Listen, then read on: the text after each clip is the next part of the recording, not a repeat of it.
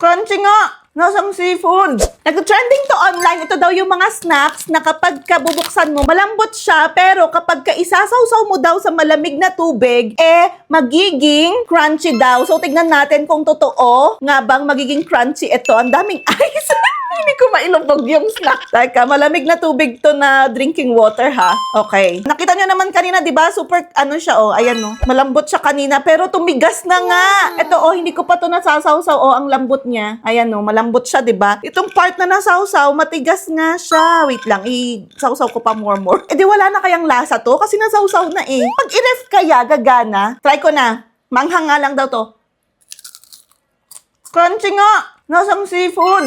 Pero masarap siya in fairness. Pag matagal maanghang na. Nanghangan na ako. Pero maano kasi yung tolerance ko sa anghang. Ayoko na. Hindi na. Bye-bye. Tinry ko lang kasi. Ito trending siya. Ayan Ito siya. Hindi ko sure kung effective kapag ka-i-ref or i-freezer. Masarap naman siya, guys. Medyo maanghang lang talaga para sa akin. Pero baka hindi kayo maanghangan. Tapos pag naanghangan na kayo, dito na kayo uminom. Inumin nyo na to. Inumin nyo na to.